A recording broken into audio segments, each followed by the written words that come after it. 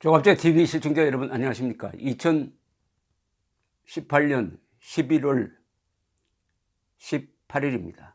11월 18일 오후 1시 40분입니다. 음상익 변호사라는 분이 계십니다. 변호사 활동을 통해서 역사와 인간의 내면과 깊은 곳을 들여다보는 글을 많이 쓰신 분입니다.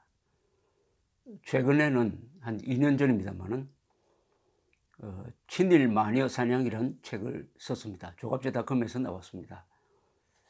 최초의 주식회사인 경성방직 설립자 김면수 선생을 친일파로 모는 최근의 분위기에 분노해서 그 사건을 변호한 기록을 남긴 책입니다. 친일 마녀 사냥. 김면수 선생은 한국 자본주의의 개척자입니다. 그분의 형은 김성수 선생, 동아일보 설립자이시죠. 언론, 기업의 선구자였습니다. 그런 분을 친일파로 모는 이런 폐륜적 역사인식에 분노한 글인데, 그 책을 읽어보면 일제시대를 어떻게 들여다봐야 하는지를 알 수 있게 합니다. 일제시대에도 사람이 살았습니다. 그 시대에도 문명은 발전했습니다. 일제시대는 결코 암흑의 시대가 아니었습니다. 일제시대에도 한민족은 실력을 기르면서 독립을 준비하고 있었습니다. 한 시대를 불이라든지 암흑이라든지 이런 뭉뚱그려 가지고 매도하고 부정하는 분위기에 저항하는 그야말로 소설 같은 책입니다. 친일 마녀 사냥. 그런데 이분이 최근 어떤 사건을 맡아서 변호하시는 과정에서 쓴 글을 방금 조갑제닷컴에 올렸습니다. 중심 잡지 못하는 사법. 정치 상황이 바뀌었다고 인간을 헌신짝처럼 내팽개치는 나라는 좋은 나라가 아니다. 요걸 제가 읽어드리겠습니다. 여기에 헌신짝처럼 내팽개쳐지는 사람이 바로 민족 반역자, 전쟁 범죄자, 테러 지령자, 그리고 유엔에 의해서 반인도 범죄자로 규정된 김정은 암살을 기획했던 사람이라는 게 중요합니다. 이분이 누군지 저도 압니다만 본인의 필자의 뜻을 존중해 가지고 저는 그 내용을 음상익 변호사의 이 충격적인 글을 읽어드리겠습니다. 얼마 전 감옥 안에서 한 노인을 만났다. 그는 평생 정보 분야에서 일을 한 사람이었다. 육군 사관학교를 졸업한 그는 월남전에 파견되어 소대장으로 전투에 참여했다. 그 후 그는 정보요원으로 차출되었다. 그는 오랜 세월 해외에서 스파이 활동을 해왔다. 세월의 강을 흐르다가 그는 정년퇴직을 했다. 은퇴한 그는 한국 현실에서는 어린아이였다. 그는 얼마 되지 않는 퇴직금을 몽땅 사기당했다. 그 돈은 아내와 둘의 노년을 지탱하는 생명줄이었다. 다시 세월이 흘렀다. 북한의 핵개발로 세계가 들끓고 있을 무렵이었다. 국가는 정보 전문가인 그를 다시 불렀다. 그는 인간을 인간으로 보지 않는 북의 독재자를 그대로 둘 수 없었다. 형을 독살하고 고모부를 말뚝에 묶어 240발의 고사총으로 쏘아 피와 살덩어리가 공중에 튀게 한 악마였기 때문이다. 병들고 굶어 죽는 북한 주민을 살리기 위해서는 북한의 세습 독재자가 없어져야 한다는 것이 그의 신념이었다. 정규군은 북한의 도발에 수동적으로 대처할 수밖에 없다. 그는 북한 내의 반체제 세력과 손을 잡고 김정은 제거 공작에 나섰다.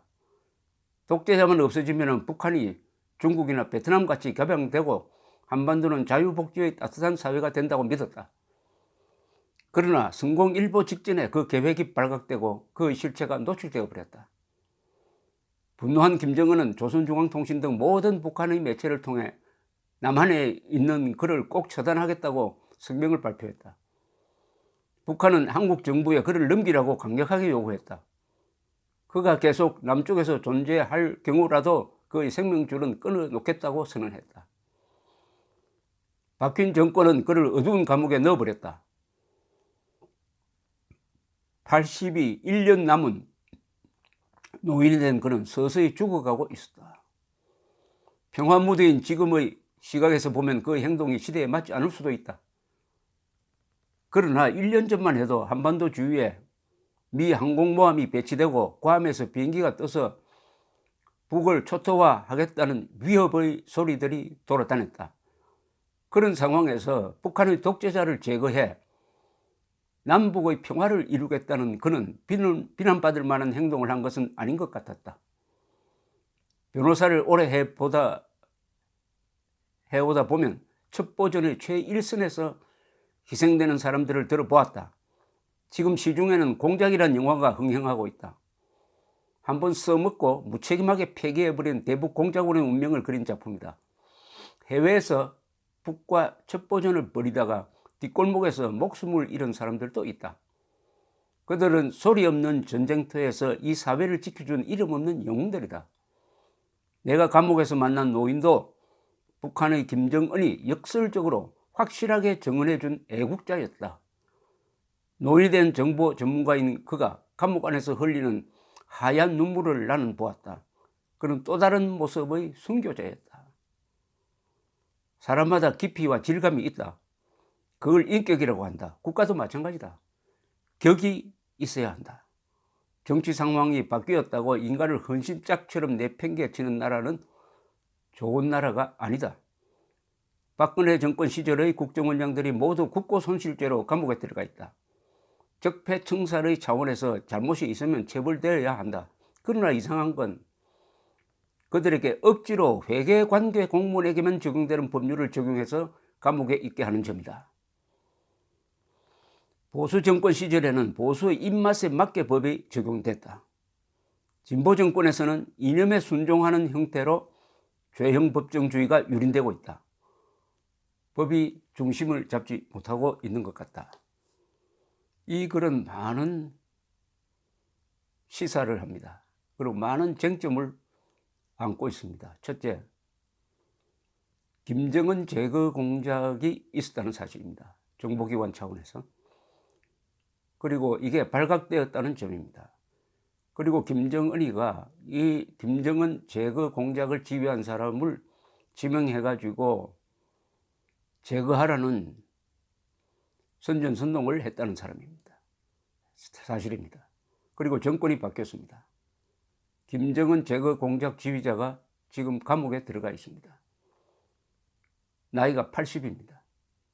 문제는 이 사람에게 적용된 법이 국고손실죄인데, 국고손실죄는 주로가 아니라 그 법 취지가 회계 책임자에게 적용되는 것이지,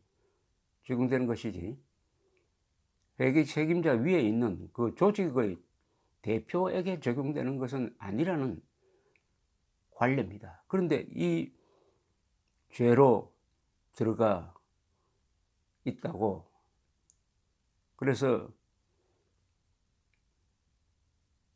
법의 집행이 정권의 취향에 따라서 달라져서는 되겠느냐 하는 지적을 하고 있습니다.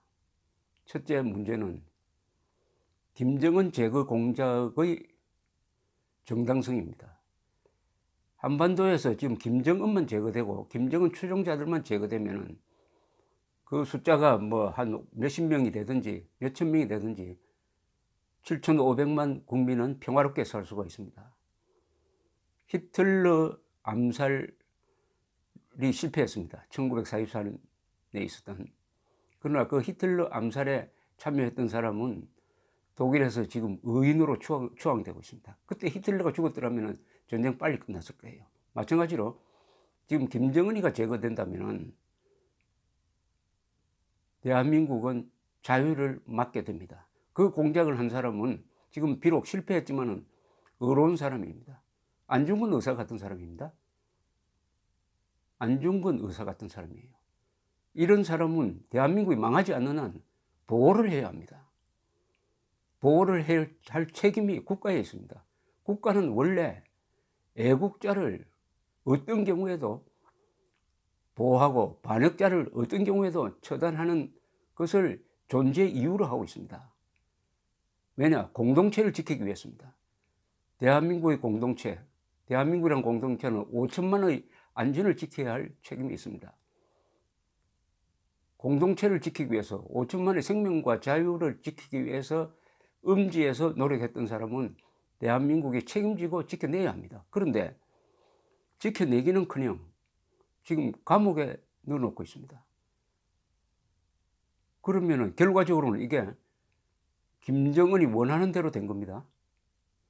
그런데 거기 적용된 법이 누가 봐도 뭐 살인을 저질렀다든지 뇌물을 받아가지고 그 뇌물 준 사람을 위해서 이익을 주었다든지 뭐 이런 명백한 죄목이 있다고 한다면 또 모르겠습니다. 그게 아니고 평소 적용되지 않는 방법으로 무리하게 법 적용을 해가지고 나이가 80대는 이 방공전사, 노년의 방공전사를 지금 감옥에 넣어놓고 있다. 이게 과연 나라냐? 이게 과연 법이냐? 하는 고발을 음상익 변호사가 한 것입니다. 이분이 누구인지는 나중에 제가 별도로 설명을 드리겠습니다. 감사합니다.